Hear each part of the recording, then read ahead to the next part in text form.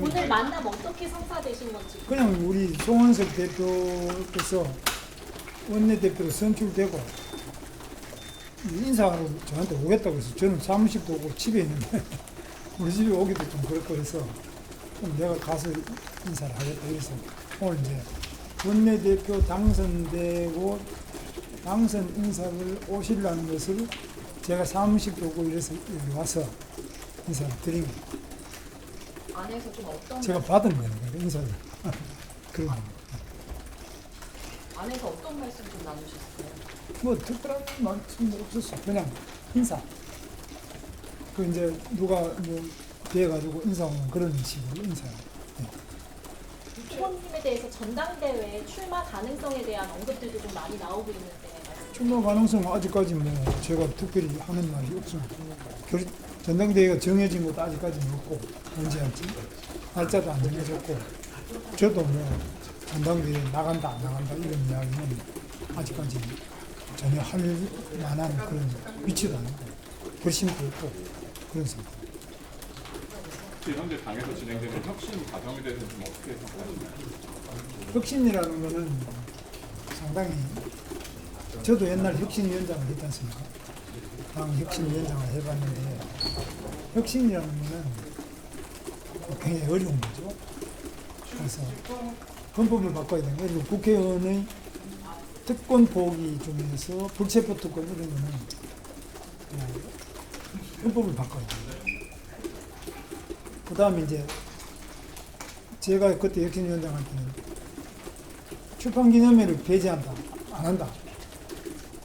근데 그것도 또 우리 당은 전부 다 그걸 받아들이고 그때 좀 했는데 요즘에 와서 보면 뭐 김민석 총리 같은 거 보면 출판기념회 때 뭐 돈을 많이 받아서 그게 어떤 부정한 돈의 창구처럼 이렇게 되거든요.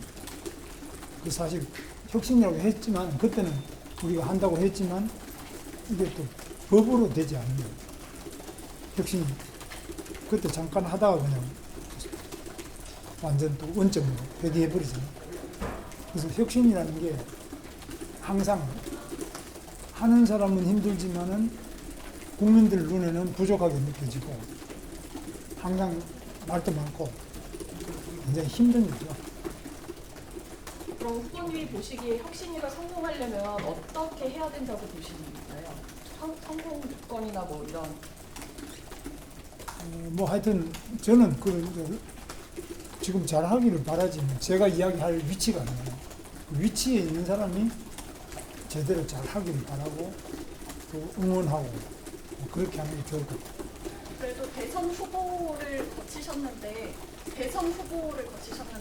대선 과정에서 느낀 그 국민의힘에서 이번에 개선을 해야 되겠다라고 생각되는 부분은 있으신가요? 국민의힘이 이제 민주당하고 대비해서 해야 하겠습니까? 대비해서 해야 되는데 대비해서는 뭐 많은 그런 차이가 많이 있죠.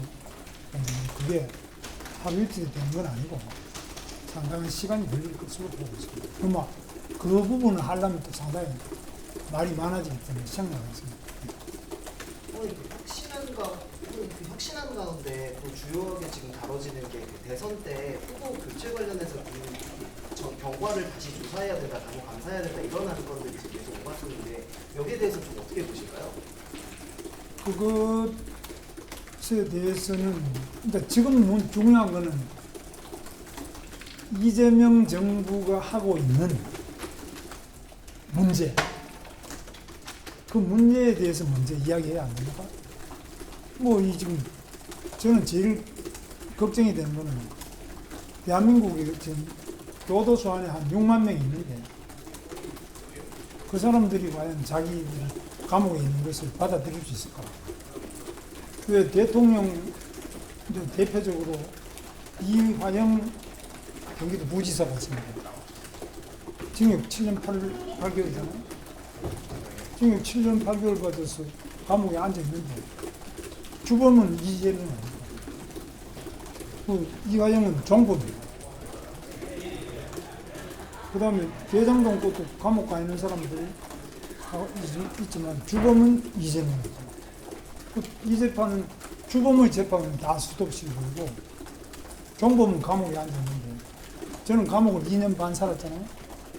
감옥에 앉아서 하루 종일 연구하는 게 내가 언제 나가느냐 날짜 꼬시는 이게 1번. 2번이 나하고 공범, 주범은 언제 나가느냐 나는 왜 안 나가느냐 그 두 가지. 그래서 감옥에 있는 사람들 중에 아마 이재명 대통령 당선자 대통령이 재판 안 받는 거에 대해서 그거는 뭐 그렇다 치고 우리도 난 왜냐면 그 감옥에 있는 사람 중에 한 95% 이상은 이재명 후보가 받는 지금 5개씩 재판 받는 사람도 없고 그만큼 형량이 된 사람이 없었고 이화영부터 그 지금 재판 받는 정진상 그런 배소윤 다 똑같잖아요. 그래서 그 부분이 대한민국의 법치가 흔들리는데 이 부분이 판사들도 할 말이 없을 거예요.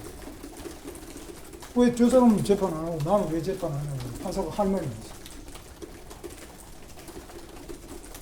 이재명 대통령 취임 한 달 지났는데 혹시 평가를 해주신다면요? 그 평가는 이제 제가 할 건 또 많이 있는데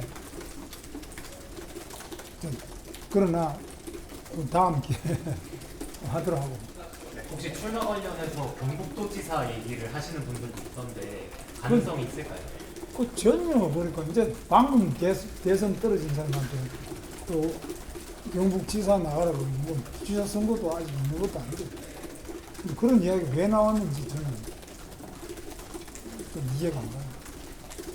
네, 질문 없으시면 여기까지 하겠습니다. 후보님 마지막으로 하나만 더 질문드릴게요. 지금 국민의힘이랑 민주당이랑 지지율이 20% 넘게 차이 나는데 국민의힘이 열심히 또 대여 투쟁도 하고 있지만 실제로 이제 국민들이 체감하거나 아니면 좀 약간 동조하거나 이런 부분은 좀 많이 떨어지는 것 같은데 이 이유가 뭐라고 생각하세요?